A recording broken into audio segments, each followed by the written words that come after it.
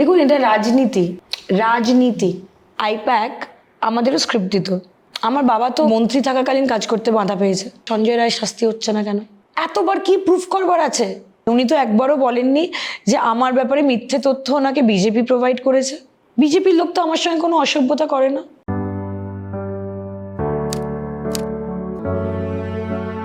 তাপস রায় জিতলেন, মানিকতলার বাসিন্দারা তাপস রায়কে বেছে নিলেন। কি মনে হচ্ছে, অভিজ্ঞতার জয়? মানে তুলনামূলকভাবে আপনি তো ওনার কাছে অনেকটাই অনভিজ্ঞ। একটা ল্যান্ডস্লাইড ভিক্টরি হয়েছে, মানুষের ম্যান্ডেট সব থেকে মাথার ওপর। উনি তো বিজয়ী হয়েছেন। ওনার তো সবার সঙ্গে কথা বলা কাজ, তাহলে ওনার সবাইকে নিয়ে কথা বলার কাজ। কিন্তু আশেপাশের লোকেরা মানুষকে এত বিষিয়ে দেয়। এবং উনি তো একটা জায়গায় বলেছেন যে উনি আমার ব্যাপারে যা কটু কথা বলেছেন, ওনাকে আমার এগেনস্টে যা মিথ্যে তথ্য ওনাকে তৃণমূল কংগ্রেস প্রোভাইড করেছেন। উনি তো একবারও বলেননি যে আমার ব্যাপারে মিথ্যে তথ্য ওনাকে বিজেপি প্রোভাইড করেছে। ওনাকে তৃণমূল কংগ্রেসের কোন ব্যক্তি আমার এগেনস্টে কি পাঠিয়েছে সব আমার কাছে, সব আমার নলেজে আছে। তাহলে আমি কি নিজের ঘরটা দেখব না ওনাকে ব্লেম করব? বিজেপির লোক তো আমার সঙ্গে কোনো অসভ্যতা করে না। আমার সঙ্গে কাউন্টিংয়ের দিনও ওরা ভালো ব্যবহার করেছে, আগের দিনও করেছে। হ্যাঁ, ওই যেদিনকে 4 তারিখ ছিল সেদিনকে একটু উপদ্রব করেছে, কিন্তু সেটা লোকাল বিজেপি নয়, বাইরে থেকে যারা এসেছিল তারা। যেটা জানতে খুব ইচ্ছা করছে যে যখন আপনি রাজনৈতিক কেরিয়ার শুরু করলেন তখন আপনার দল ক্ষমতায়, এবং এই মুহূর্তে দল ক্ষমতায় নেই, আর আপনি বিরোধীদের সঙ্গে এই মুহূর্তে রয়েছেন। বিরোধী দলে থাকা কেমন লাগছে? আমি বিরোধীদের সঙ্গে নেই, আমি রাজনৈতিক ব্যক্তিত্বের সঙ্গে আছি। আর আমার জীবনের খুব বড় বয়স অবধি, মানে খুব বড় বয়স অবধি আমি খুব ছোট বয়সে বম্বেতে শিফট হয়ে যাই। আমি বম্বেতে শিফট হওয়ার আগে আমার বাবা বিরোধী দলেরই ছিলেন। আর যতদিন উনি মন্ত্রী হয়েছেন ম্যাক্সিমাম সময়টা আমি বম্বেতে ছিলাম। তো আমার কিন্তু সেই দিক থেকে ব্যক্তিগত মনে হচ্ছে না কোনো অসুবিধা আছে। যদি কারণ বিশ্লেষণ করতে বলি, হারের কারণ কি বলবেন? মানুষ একটা ম্যান্ডেট দিয়েছে এবং মানুষের ম্যান্ডেটটাকে মাথা পেতে নিতে হয়। মানুষের ম্যান্ডেট থেকে অনেক কিছু বুঝতে হয়, শিখতে হয়, জানতে হয়। আমার এটা প্রথম নির্বাচন। আমি টোটাল 62,000 ভোট পেয়েছি। 62,000 মানুষ আমার উপর ভরসা রেখেছে। যারা ভরসা আমার উপর বা পার্টির উপর রাখেনি, আমাকে বুঝতে হবে যে তারা কি চেয়েছে। এবং ল্যান্ডস্লাইড একটা ভিক্টরি হয়েছে। আমার মনে হয় যে নতুন গভর্নমেন্ট কিভাবে কাজ করে বা তারা কিভাবে কাজ করতে চাইছে, তাদের সময় দিয়ে দেখা উচিত যে তারা এমন কি করবে যেটার জন্য তাদের মানুষ ভোট দিয়ে এনেছে। The only way to go through a problem is to go through a problem. আপনি ঝড়ের মধ্যে দিয়ে যদি যান তাহলে আপনাকে ঝড়ের মধ্যে দিয়ে সেটাকে ক্রস করে যেতে হবে। আপনি ইদার ঝড় দেখছেন, এক জায়গায় থমকে দাঁড়িয়ে গেলেন, দাঁড়িয়ে যাওয়াটা একটা অপশন। আর এই ঝড়টা আমি সামলাবো, এই ঝড়টা দেখি না কি হয়, ঝড়ের মধ্যে দিয়ে আপনি এগোচ্ছেন, সেটা একটা। তো সেটা করতে হবে। কাউন্টিংয়ের দিন আমরা দেখেছি যে আপনি একটা অভিযোগ করেছিলেন ইভিএম মেশিনের চার্জ কি করে ফুল থাকে। দেখুন, সাবধান দণ্ড ভেদ আমরাই বলেছি না, ইলেকশন সাবধান দণ্ড ভেদ করে জিততে হবে। এ জিতলে রাইট আর বি জিতলে রং সেটা নয়। যেভাবেই হোক ইলেকশনটা জিতেছে। আমি আবার বলছি যে ব্যাটারি ফুল চার্জ থাক, কিভাবে হয়েছে না হয়েছে, আপনি মানুষের ম্যান্ডেটটাকে রেসপেক্ট করতে হবে। দেখুন, এটা রাজনীতি। রাজনীতি এটা কিন্তু কোনো ম্যারেজ প্ল্যান না যে আপনি যেরকম প্ল্যান করেছিলেন সেরকম যাবে। এটা হলো যে যে স্ট্র্যাটেজিতে, পয়েন্টে, পলিটিক্যালি এবং যে সব রকমভাবে যেই জিততে পারবে সেই জিতেছে। অনেক তৃণমূল প্রার্থী এক্ষেত্রে বলছেন যে তৃণমূলকে হারিয়েছে, সাবোটাজের একটা অভিযোগ কিন্তু করা হচ্ছে। সচিন মাঠে নেমেছে ব্যাট করবে বলে, তাকে আউট করবার জন্য পুরো গ্রাউন্ড দাঁড়িয়ে আছে।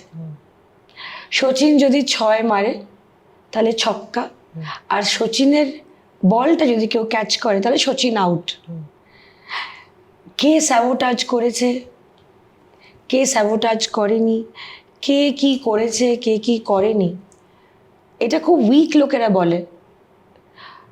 জিতেছি তখন আমি জিতেছি, আর হেরেছি কারণ লোকে স্যাবোটাজ করেছে। স্যাবোটাজটাকে অতিক্রম করে এগিয়ে যাওয়াটাকেই জিত বলে, কিন্তু সেটা যারা করতে পেরেছে তারা জিতেছে। যারা সেই স্যাবোটাজটাকে অতিক্রম করতে পারেনি তারা জিততে পারেনি। It's very simple. বিভিন্ন মানুষ তোমার জীবনের যে জার্নি, সেখানে তোমার জীবনে আসবে, তোমাকে কিছু শেখাবে, সবসময় শেখাবে আর জানবে। এটা আমি তোমাকে আমার এক্সপিরিয়েন্স থেকে বলছি, গুড টাইম তোমাকে কিছু শেখায় না, it is always the bad time যেটা তোমাকে শেখায়। খারাপ সময় মানুষকে এমন শিক্ষা দেয় যেটা ভালো সময় কখনো দেয় না।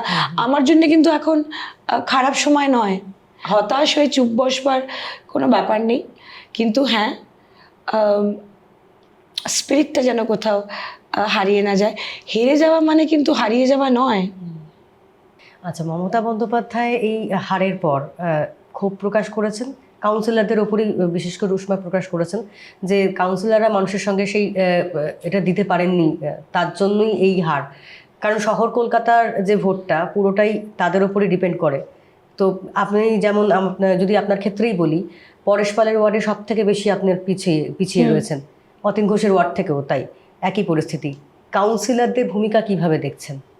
কাউন্সিলররা আমার থেকে অনেক দিন বেশি তারা দলে আছে, বাট হ্যাঁ, একটা কথা আমি নিশ্চয়ই বলবো যে অনেক জায়গায় কাজ করতে, আমি কনভেনার যখন ছিলাম, আমার বাবা অসুস্থ হওয়ার পর কাজ করতে বাধা পেয়েছি, এবং আমার মাও কাজ করতে বাধা পেয়েছে। আমার বাবা তো কাজ করতে, মন্ত্রী থাকাকালীন কাজ করতে বাধা পেয়েছে। তো সেটা নিয়ে কোনো দলের ভেতরেই কথা বলা দরকার। দেখুন, আমার একটা কথা মনে হয় যে সবসময় লোকের এই যে চর্চা, এইটা দলের অভ্যন্তরীণতে করা উচিত।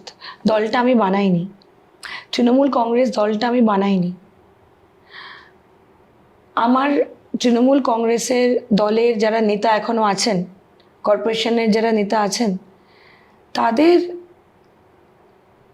জার্নি নিয়ে বা কাজ নিয়ে আমি মিডিয়ার সামনে কথা বলার জায়গায় এর জন্যে নেই।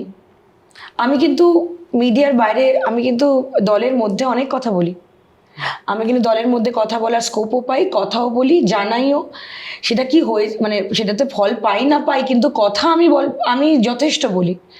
আমি আউটস্পোকেন কথা বলি, চিঠি লিখি, চিঠি পাঠাই এবং চিঠি রিসিভ কপি রাখি। সিস্টেম্যাটিক্যালি যে যে কাজগুলো আমি মনে করেছি যে করা উচিত, সেটার চিঠি আমি পাঠাই এবং চিঠি আমি আমার কাছে রাখি। আমি দলে যা যা অসুবিধা দেখেছি, যা যা আমার মনে হয়েছে অসুবিধা, আমি তার চিঠি নিশ্চয়ই বানিয়েছি এবং তার রিসিভ কপিগুলো আমার কাছে আছে। আমার কাছে প্রায় 450 চিঠির রিসিভ কপি আছে। আমি 450 বার দলের অভ্যন্তরীণে আমি জিনিস চেয়েছি, কথা বলেছি, রিকোয়েস্ট করেছি, কিন্তু সেটা দলের মধ্যে করেছি। সেই চিঠিগুলো আমি প্রেসে প্রকাশ্যে করতে পারবো না, কারণ যে দলটা আমি বানাইনি তার প্রেসে সমালোচনা করবার অধিকারটা আমার নেই। আচ্ছা, আর একটা প্রশ্ন, সেটা হচ্ছে যে এই হারের পর অনেকেই অভিযোগ করছেন আইপ্যাকের ওপর, অভিষেক বন্দ্যোপাধ্যায়ের ওপর, তাদের ফেলিওর। তো সেই জায়গা থেকে দাঁড়িয়ে কি বলছেন, এই হারের জন্য দায়ী কি আইপ্যাক কিংবা অভিষেক? আইপ্যাক আমাদেরও স্ক্রিপ্ট দিত অনেক বিষয়ে কথা বলবার। যে স্ক্রিপ্টটা আমার মনে হয়েছে যে সেই স্ক্রিপ্টটা সঠিক নয়, আইপ্যাককে কেউ মুখের উপর বারণ করেনি। আমি আপনাকে বলছি আজকে, কারণ আইপ্যাকটা আমার দল নয়। আইপ্যাক যদি আমার কোনো স্ক্রিপ্ট দিয়েছে যেটা আমি অ্যাগ্রি করিনি, বা আমার মনে হয়েছে যে সেটা সঠিক নয়, আমি কিন্তু সেটা নিয়ে বলিনি এবং বলেছি বলবো না। কারণ জিজ্ঞেস করেছে ওয়াই, তখন তাকে কারণ বলেছি যে আমি যেটা বিশ্বাস করি না সেটা আমি যদি মুখে বলি তাহলে আমি যাদের বলছি তারাও আমার মুখের এক্সপ্রেশনটা থেকে বিশ্বাস করবে না। এবং এটা আমি একবার নয় 10 বারের বেশি যদি কোনো টপিক দিয়ে থাকে, এবং আপনি সেটা লোকাল মানে আরও আমাদের যারা মুখপাত্র আছে তাদের জিজ্ঞেস করতে পারবেন যে শ্রেয়া পান্ডে কিন্তু এমন কোনো কথা বলেনি যেটাকে আমি নিজে অ্যাগ্রি করি না, আমাকে দিয়ে কেউ বলাতে পারেনি কিছু। আরজিকর ফাইলস আবার খুললো, ভালো তো, খোলা উচিত, দোষীর শাস্তি পাওয়া উচিত। তাহলে কি শাস্তি হয়নি? যারা এই তো ইনভলভ, যারা যারা মানে এই যে সাসপেন্ড হয়েছে, সব হয়েছে, বেরিয়ে আসা উচিত। সঞ্জয় রায় প্লাস যদি আরও কেউ থাকে, সঞ্জয় রায় যদি থাকে, সঞ্জয় রায়ের শাস্তি হচ্ছে না কেন? বারবার কোর্টে যাচ্ছে কেন? এতবার কি প্রুফ করবার আছে? যদি ও কিছু করে থাকে ওর বিচার হোক, আর যদি ও কিছু না করে থাকে আর যদি অন্যরা করে থাকে তাদের বিচার হোক, কিন্তু বিচারটা হোক। এখনো বিচার হয়নি তা? আমি কি বললাম তো, ওনার তো ফাঁসি হয়নি, আমরা তো ফাঁসি চাইছি। Murder is a murder, rape is a rape, touching is touching, verbal touching is also touching. কোনো সবার ক্ষেত্রে যেন আইন হয়। প্রেজেন্ট মুখ্যমন্ত্রী খুবই স্ট্রিক্ট, তো এটা স্ট্রিক্ট হাতে হ্যান্ডেল করুক না, ফ্রিডম অফ স্পিচ থাকুক, ফ্রিডম অফ অ্যাবিউজ না থাকুক। নারী নিরাপত্তা আপনারা বলেছেন, নতুন সরকার যদি এটাকে ইমপ্লিমেন্ট করতে পারে আমি সাধুবাদ দেব। আচ্ছা, এবার কি করবেন? রাজনীতি কি চালিয়ে যাবেন নাকি বললাম যে 20 বছর চুটিয়ে রাজনীতি করব? অভিনয়ে ফেরার কোনো পরিকল্পনা? না, রাজনীতি করব। এই মাটিতে থেকে এই মাটিতে দাঁড়িয়ে লড়াই করব। আমি একটাই রিকোয়েস্ট আপনার চ্যানেলের থ্রু দিয়ে নতুন গভর্নমেন্টকে করতে চাই, যে আমি 2-3টে জিনিস বানিয়েছি, যদি তারা সেটাকে রাখে আমার খুব উপকার হবে। একটা আমি দেশবন্ধু পার্কে একটা জগন্নাথ মন্দির বানিয়েছি, আর একটা বাস স্ট্যান্ড বানিয়েছি প্রতীক্ষালয়, খুব সুন্দর, ওটা হেদুয়ার মোড়ে, হ্যাঁ। ওটা ভেঙে দেবেন না। আর যে বাচ্চাগুলোকে আমি সাঁতার শেখাই তাদের যদি সাঁতারটা বন্ধ না করেন, যে ক্লাসগুলো চলতে দিন, কারোর ছবি দেওয়ার দরকার নেই, আমাদের কোনো নামেরও দরকার নেই, এই প্রকল্পগুলো যদি চলতে দেওয়া হয়, আর যদি কেউ ভ্যাকসিন নেয় তার উপর যেন কোনো প্রবলেম না হয়, এটা রিকোয়েস্ট করব যে যাতে এটা থাকে।